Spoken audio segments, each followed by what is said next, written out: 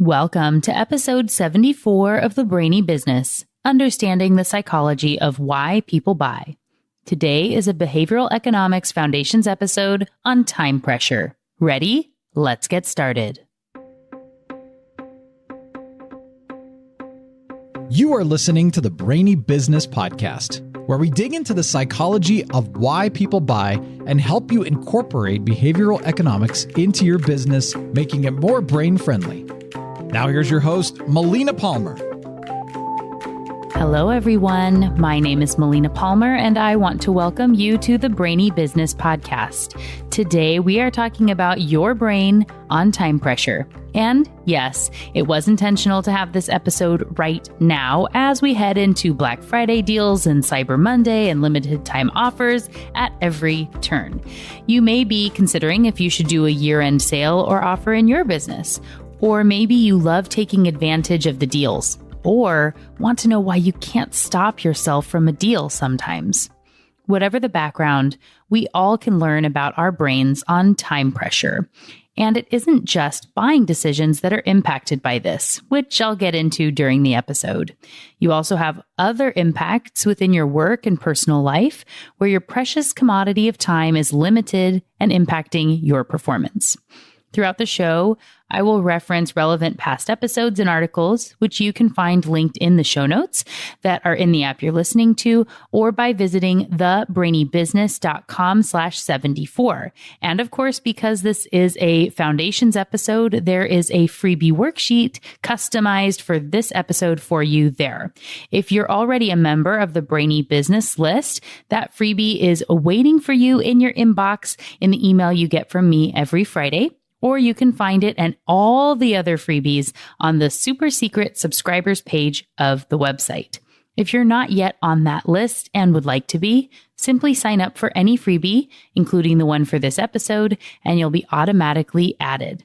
And for those of you in the States, you can sign up easily by texting the word Brainy, BRAINY, to 33777.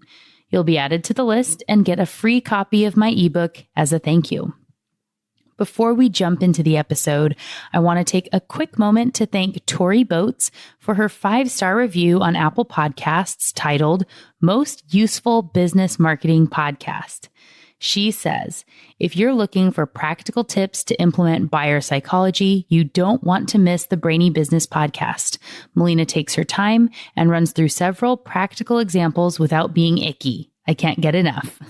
Thanks, Tori. I appreciate you so much, and I'm so glad you're finding value in the podcast.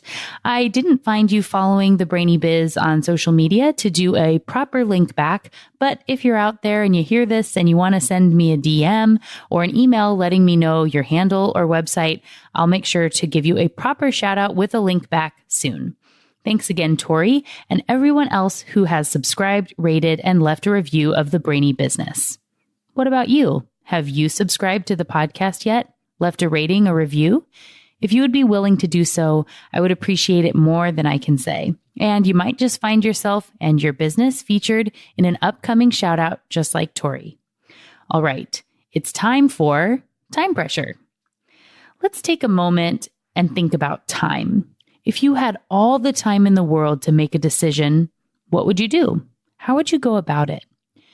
As we talked about in the episode on choice architecture and structuring complex choices, you would ideally be able to evaluate every important feature and aspect against each other and devise a system for ranking values and what each item of consideration is worth, its value, and how that compares to the other items. When looking for a new home, for example, you might be able to say that each square foot is worth $10 of value to you, but each new room adds an extra $100 of value. Each light bulb is worth $50, but natural light is worth $250, and each unlit spot is minus $25, and a noisy neighborhood subtracts another $500. You can already see how complex this is getting, and we've barely scratched the surface. Trying to consider every facet in every decision means you never choose what to eat or where to live, and if it's better to drink water now or wait 5 minutes. Studies have found we make more than 30,000 decisions every day. That's so many choices. If we can't structure them properly and only consider what matters, we could barely make one. Remember, the subconscious brain has to make a lot of those decisions because the conscious is too slow. It can only do 40 bits per second compared to the 11 million of the subconscious. On the big decisions, we take some time to let the conscious evaluate the points that matter, set some rules for the subconscious to follow, and it may or may not take our advice. It has rules of its own after all, and it thinks its way is best, as I talked about in that series on biases. I mean, we've made it this far on these rules, right? The problem, of course, is that the subconscious is heavily influenced by some of those rules and concepts, and they don't always lead to the best results in life or in business. And one of those that is particularly difficult for us is time pressure. You know from the episodes on scarcity and what is value, which are both linked for you in the show notes at thebrainybusiness.com/74, that limited quantities and opportunities and time are all closely tied to value in the brain. There's only one of these in the world? I better act quick so no one else snaps it up. Ooh, only one spot left on the calendar this month? I better grab it because he's probably the best around if he's in such high demand. Only 2 seats left at this price and 8 other people are searching for flights to Chicago right now. I must buy it first. These are all examples of times we let our brain sensitivity to time pressure get the better of us. And you can see how this could be impacting your life and business, I'm sure. When there's plenty of time available, we might be calmer and the conscious has some time to think, to process, to evaluate the options and make a more informed decision. But time pressure? Move over, conscious. You're too slow and I got this down. Efficient, perhaps. Effective? Not always. Studies have found people are less creative when they're under time constraints. They also defer making choices at all, and if forced to make a choice, they often choose more expensive options simply because they're familiar. In many ways, we do exactly the opposite of what we might do if we had more time. It likely won't surprise you to know that time pressure is a form of stress. You've felt it. You know the anxiety that comes from buying concert tickets and having the little clock on the Ticketmaster website counting down second by second while you fumble to get your credit card. You feel anxious and worried and stressed. Your hands might be shaking as you try to read the card, impulsively checking the numbers 4 or 5 times before you hit buy, and then muttering, come on, under your breath while the page loads. I know you know what this feels like, and I'm going to talk to you about time pressure in 3 sections. First, how it impacts you as a consumer. Next, some ways to think about using time pressure in your promotions and offerings. And finally, some ways to think about how it impacts your actions in life and business and how you can take advantage of time pressure to be a positive instead of a negative influence in your life. So let's start with being a consumer. People buy more during the holidays. This can be due to the custom of buying gifts for others, which may be outside the norm of how we would act the rest of the year, but it could also be influenced by time pressure. One article, which I've linked for you in the show notes, found that on average, consumers take several visits to websites before they make a purchase decision, and then they get an average of 1.2 items. During the holidays, they're more likely to only spend 1 visit and get an average of 3.5 items. There are, as I said, multiple factors at play here, but time pressure is definitely one of them. How many daily deals and limited quantities and shopping cart clocks are influencing our decisions at this time of year? We're also impacted by general time limitations because there's so much going on. Holiday parties to plan for and prepping for families to visit and gifts to buy and wrap and deliver or drop in the mail. The brain is obviously overwhelmed, which, as you know from episode 32, causes the subconscious to take over and can negatively impact decisions. Time pressure is a stress, just like any other, and leads the brain to feel overwhelmed, which is why it impacts our decisions. What the studies show is that the things the brain focuses on when making decisions, what it thinks is important, will shift and can actually reverse when time pressure is applied. When there's plenty of time available, people tend to be risk averse.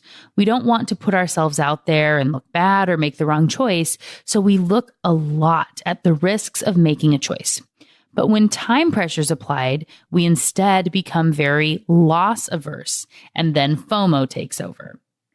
Time pressure can encourage people to buy an extra item or get something just in case, especially when paired with a discount or benefit of some kind. I'll talk about how to use these as a benefit within your business in just a second. But first, if you're someone who knows you overspend and have regrets on time discounted shopping, the best advice is to have a plan, a list of some sort, so you know what you need and are looking for. 75% off of something you don't need doesn't mean you need to buy it, even if it's only for the next 10 minutes. As you think about Black Friday shopping or getting other gifts this holiday, I recommend taking the following steps, even if you don't feel like you're impacted by these promotions and things. It's just a good idea to have a plan anyway, to have less stress, which we could all use around the holidays. First, make a list of everyone you want to buy a gift for. Then list a dollar amount you want to spend on each person. Run this against your total budget for holiday spending to make sure you're in alignment and make any necessary edits. Then add a line item for unexpected gifts. There's always someone at work or wherever that you forgot, and then they give you a gift and you wish you had something. Plan to buy a few of these small items to have on hand. It's a great place to get your urge for the discount out as well within the parameters of a budget that you've preset. So now that you have your names and spending limits, put a couple of ideas of what you might buy for each person. Make a list of the stores to visit in store or online by priority, then buy the things. You can still take advantage of great deals and opportunities, but if you have a list and something pops up that you would regret, it's easier to hold yourself accountable to a plan. And having the dollar amounts lets you change course if a great gift comes up.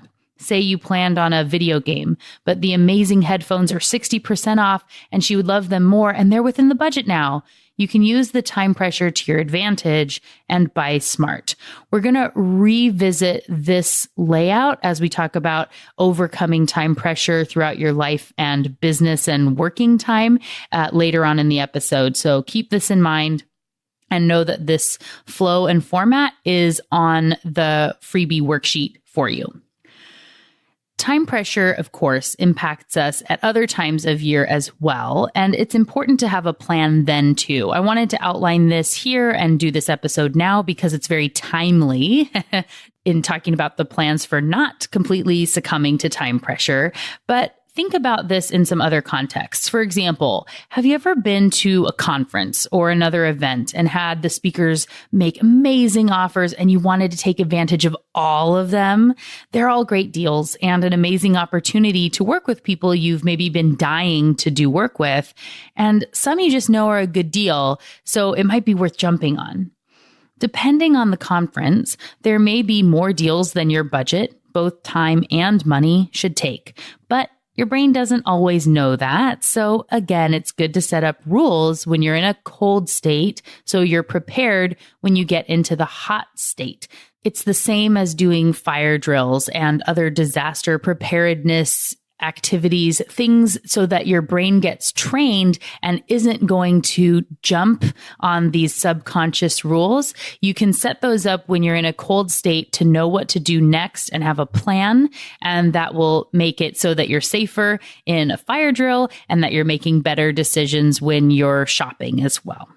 So you can make a list of what you're looking for and the budget in advance before you go to the conference. And I know someone who used to go to this one conference every year that had tons of these promos, and she knew she was the type of person who wants to take advantage of all the deals and support the other women in business who were at the event. To keep herself in check, she gave her credit card to her roommate that she would travel with to hold on to and said she could not buy anything on the spot.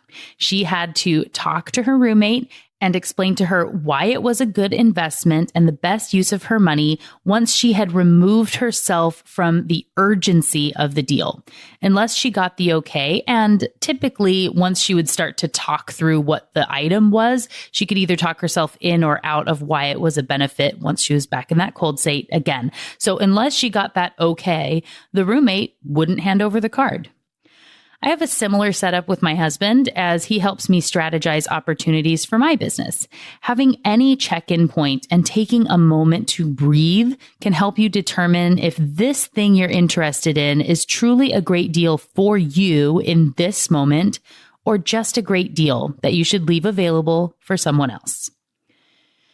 Before moving on to the next section, I want to make it clear that I support deals and discounts from retailers. They're a valid strategy and can encourage buyers to take the leap and try things.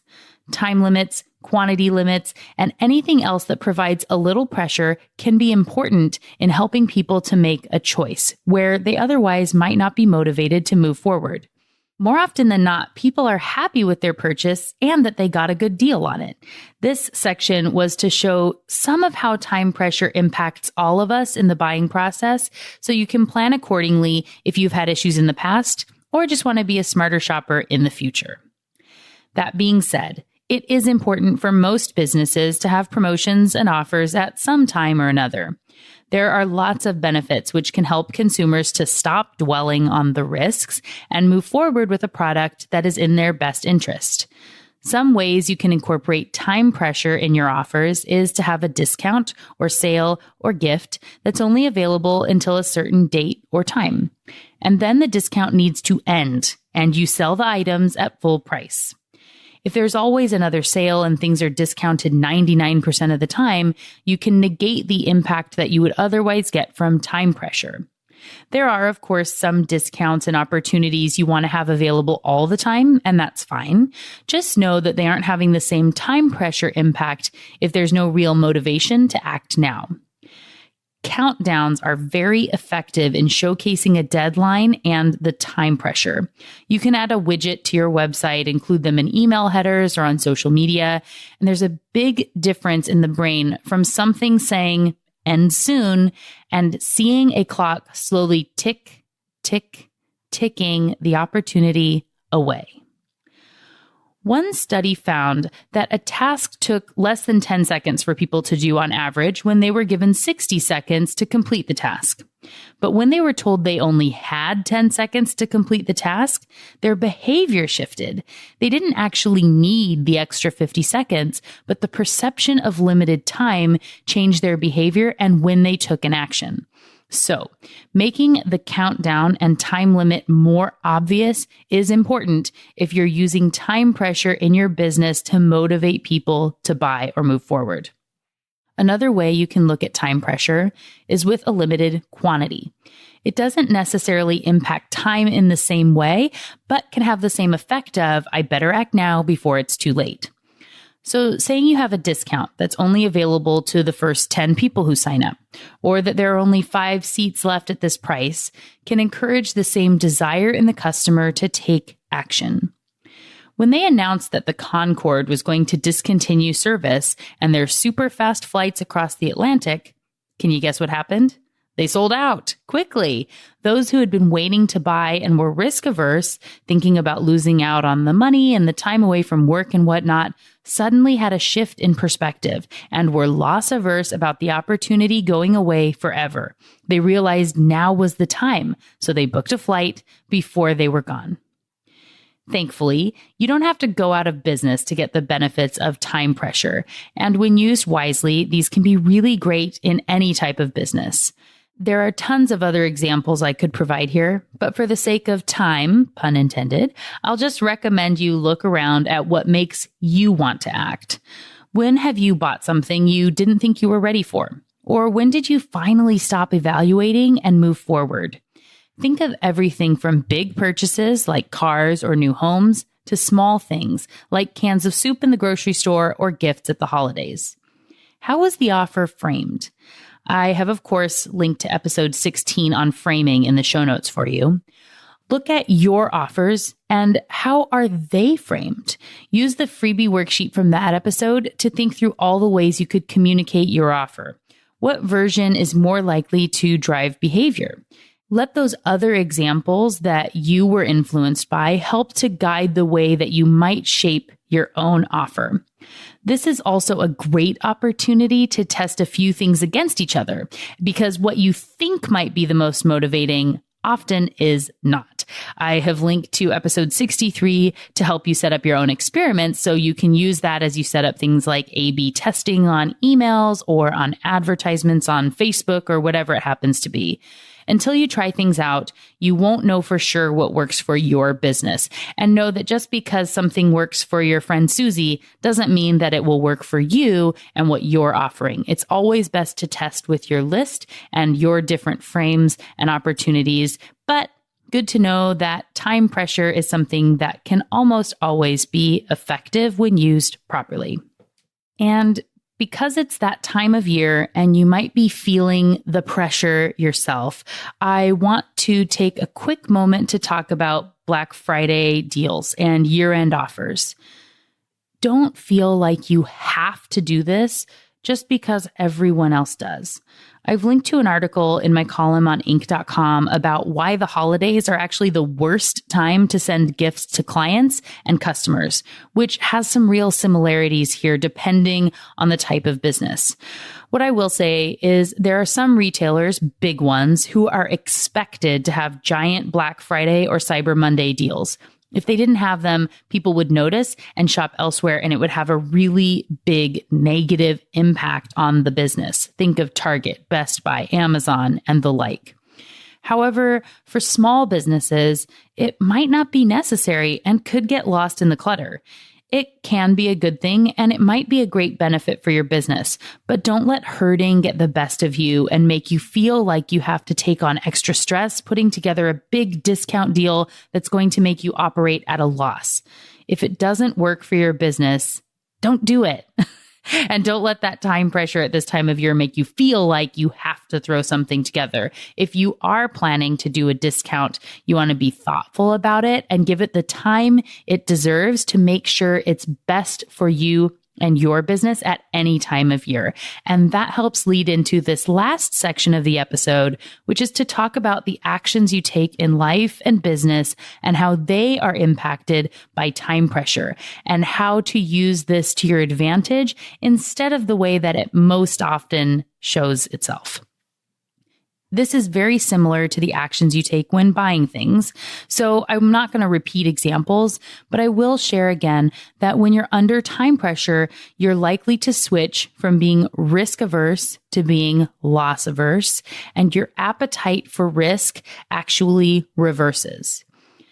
Essentially, the worst case and best case scenarios become the new normal, and that impacts your decision. When you have lots of time to get something done, you have a status quo of all the important things to look at and do. You make a list and work through it and have risk accounted for. Due diligence is done, and the cost of taking an action is weighted by the brain against doing nothing. And you can always put off an action because there's no motivation to do the thing now. Then when there's time pressure, your brain looks at the biggest extremes and uses them to decide what's best to do. The worst thing that could happen if you don't act and the best thing that could happen if you do. And that drives your decision to act quickly, to either avoid this really extreme negative or to achieve this really extreme positive, where the actual result is probably somewhere in the middle, which you would know if you weren't under time pressure. That being said, have you ever thought or said that you work better under a deadline? Me too. But do we?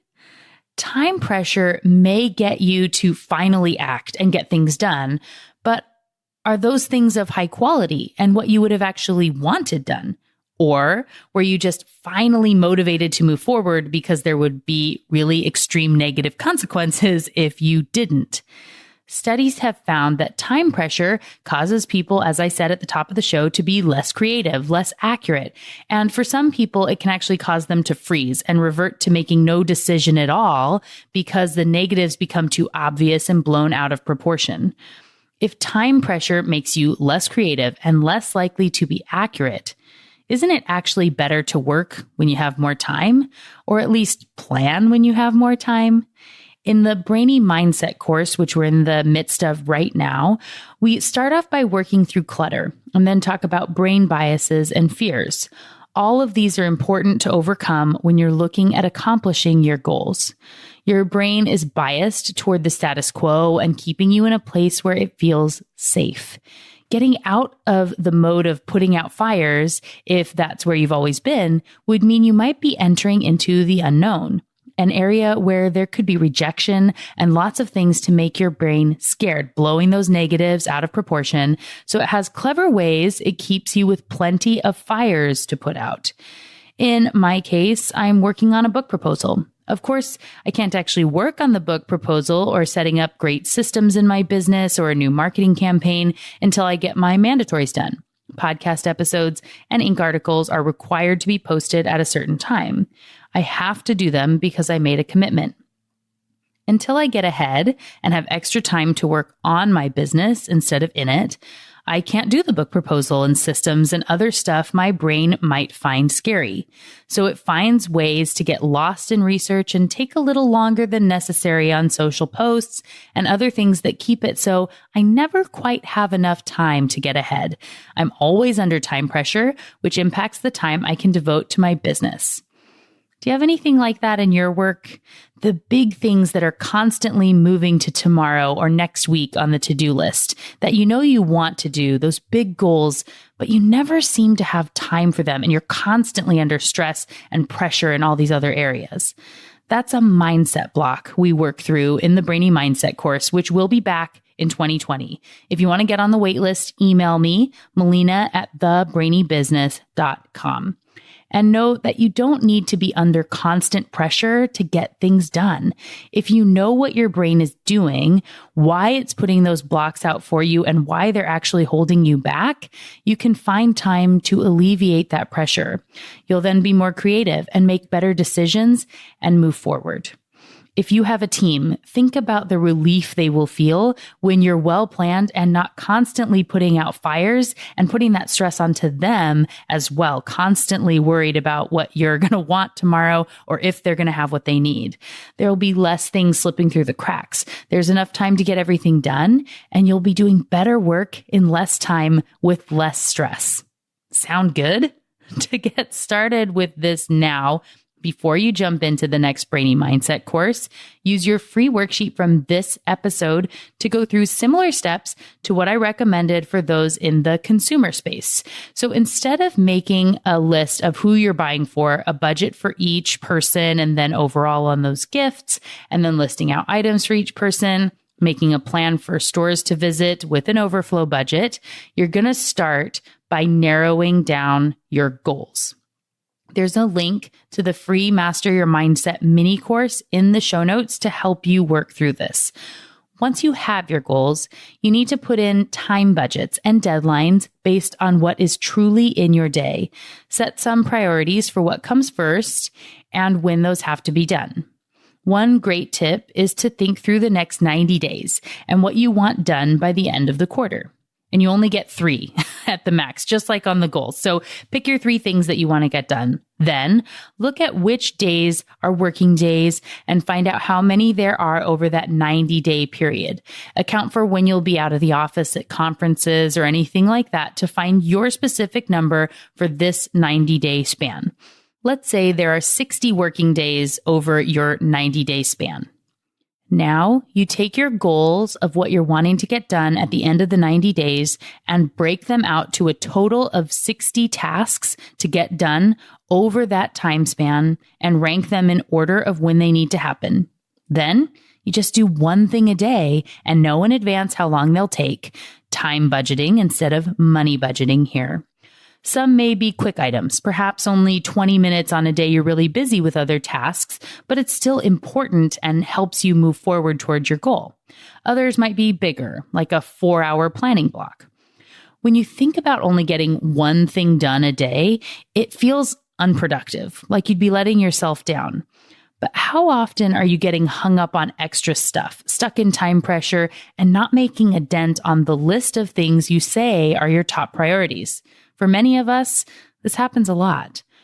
If you look at it this way, and I was to say you will accomplish 60 mini goals and tasks, all laser focused on the path to your big goals in the next quarter, would you be happy with that? Planning and breaking it down into those micro tasks or mini goals can help you accomplish the big stuff because it gets you out of this time pressure cycle. Sometimes time pressure and deadlines can be helpful, but it's best when you're setting those time limits yourself. Say you block out 20 minutes of focused work on social media, and that's all you get until the end of the day, or that you write for 30 minutes and then move on to the next task.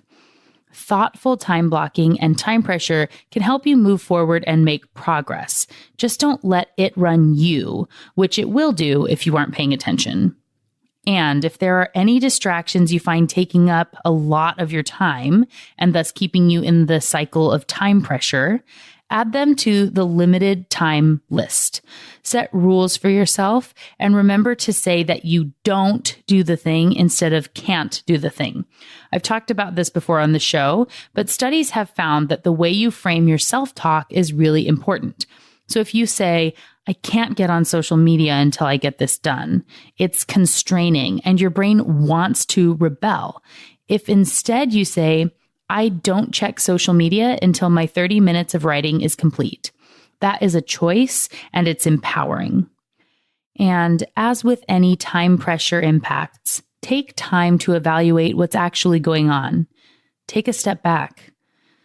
Take a breath. Ask yourself some questions. Will I want this a year from now?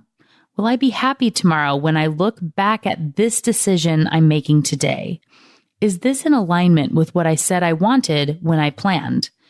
If the answers to those questions are yes, then you can move forward with confidence and use time pressure to your advantage instead of letting it take over. As I mentioned throughout the show, there are lots of links in the show notes to past episodes, a freebie worksheet on time pressure and how to walk through your planning, both for buying gifts at the holidays and for using time pressure to your advantage in planning for your business.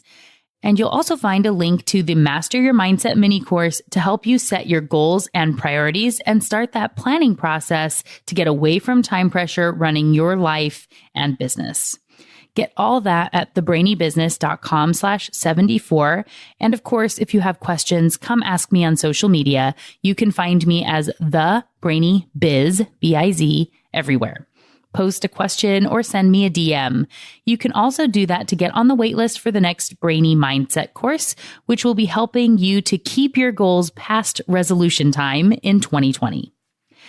And just like that, episode 74 on time pressure is done. Next week, I'm so excited about this episode. I am interviewing Michael Manikay, CEO of The Literary, about this awesomely amazing business and how they're incorporating concepts of behavioral economics to impact our entire world for the better, one piece of litter at a time. It's going to be a lot of fun. You don't want to miss it. Until then, thanks again for listening and learning with me. And remember to be thoughtful. Thank you for listening to the Brainy Business Podcast. Melina offers virtual strategy sessions, workshops, and other services to help businesses be more brain-friendly. For more free resources, visit thebrainybusiness.com.